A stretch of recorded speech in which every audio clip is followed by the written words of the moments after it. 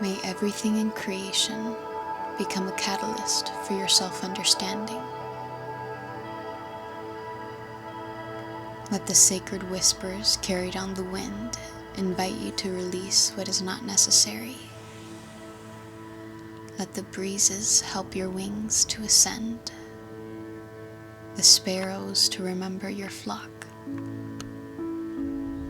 Let the divine fire that burns in your heart kindle you to deeper compassion, sunlight to seek illumination. Let the rivers and seas support you in allowing spirit to flow through your life in new ways, embracing the rise and fall within you. Let the pine cones contain an epiphany. The forest ask you to embrace your truth once again, and each smooth stone a revelation. Let the moon sing of quiet miracles, like those which reveal and conceal the world every day right before your eyes. May you make time to listen to the elements and their wisdom, revealing the Holy One's face in the sacred direction for your one precious life.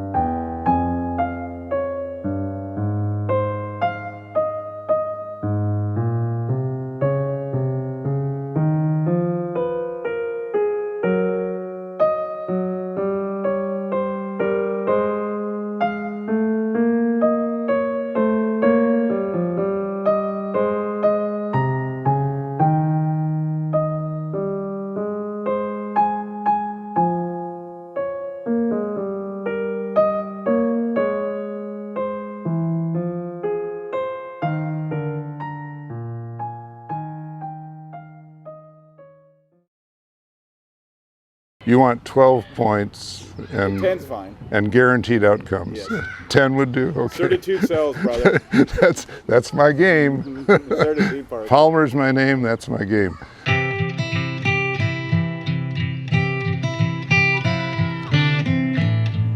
Community, which is a very complicated notion. As you know, Travis, I lived for 11 years in an intentional Quaker community.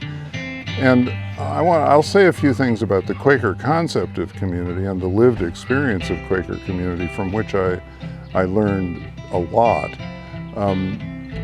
So community for me doesn't need to be a big deal. It can be 2 or 3 people that I trust profoundly, with whom I can be utterly vulnerable.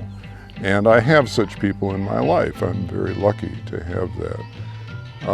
And I turn to those people to check things out, to test things, to keep me honest, and to see what they need that I might offer as well. There's just, as you know, a lot of reciprocity and mutuality in community. And to deal with this projection thing that I was talking about earlier, which happens to public persons, you really need people who can talk turkey with you. Who can tell you the truth about yourself and some of your illusions and pretensions. The Quaker concept of community has always intrigued me, and I've tried to model my work after it and my significant relationships after it as well. Let me put it this way. I think there are 2 dominant models of community in our society. And you can see them in the religious world, among other places. So one is a community of conformity, by which I mean you can belong to this community as long as you think like us, believe like us, talk like us, etc. If you buy into our way of being in the world, then you belong to this community. At the other extreme is a form of community, and I'm now going to start using the word false community, because I think both of these forms are false communities. So at the other extreme is a community where you can say, believe, think anything you want, but nobody's listening and nobody cares and nobody's responding. It's just kind of an open forum for free expression. And in my mind, both of those fall far short of what community should be about and is most helpfully about, which is a creative dance between the individual and the group, however you want to conceive that, in which I have an opportunity to test my experience, to discern truth about myself and the world by sifting and winnowing it with other people who aren't going to say, no, you're right, I'm wrong, but who are going to instead ask a lot of good questions about where I'm coming from and what I'm trying to say, going to ask questions that help me understand more deeply where that voice is coming from within me. Maybe it's the voice of God. Quakers believe there's that of God in every person. And so that's a possibility. Could be indigestion. It could be indigestion, and it could be greed or ego or fear, self-abasement, self-glorification. There are all kinds of possibilities. And in a Quaker community, there's this sifting and winnowing process that goes on without anybody ever making an authoritative claim on another person, but opening safe space for the soul, which is something I think about a lot and have tried to do in my work, especially my retreat work, where people can listen to themselves at deeper and deeper levels, in part because the group trusts silence, which is very rare in a group.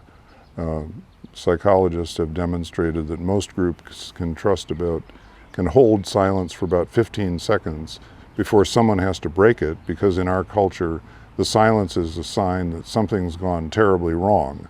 The leader's forgotten the words, or we've forgotten how to do the dance. When in fact, it's more likely to be an opening into something deeper that we've been evading and haven't wanted to look at.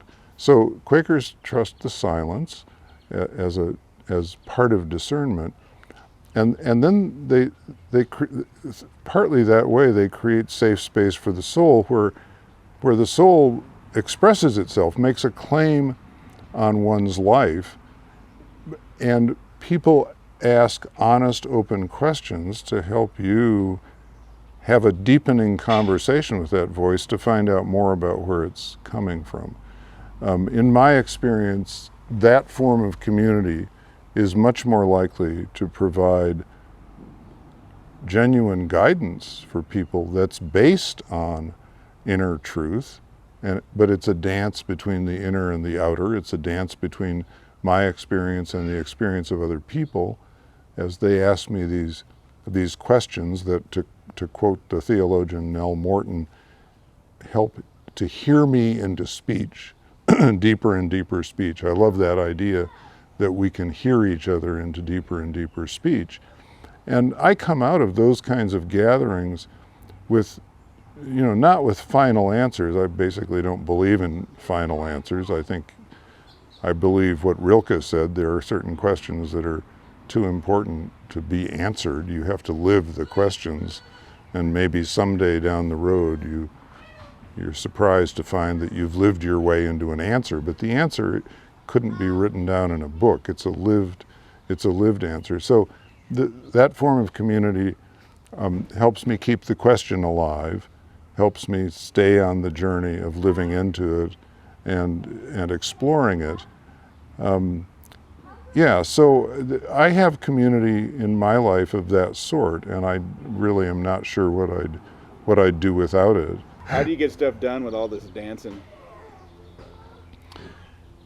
Thomas Merton, you know, has a great quote about the violence of modern life, in which he says that most people who want to get something done in the world are killing off what he calls the root of inner wisdom that makes work fruitful through overactivity. And if you start to peel back overactivity, it usually means a lot of ego involvement. You know, I want to make a name for myself. I want to get to a place where I can absorb all those heroic projections. I want to be a world changer, a headline maker. And I think, you know, Merton is onto something so important about the violence of overactivity and the fact that good work comes from a root of inner wisdom, which can only be cultivated by slowing down, by breathing deep, by being in a community of fundamental trust in things like silence, honesty, a community where no one's trying to fix, correct, save, straighten out anyone else, but is creating space for the soul to speak.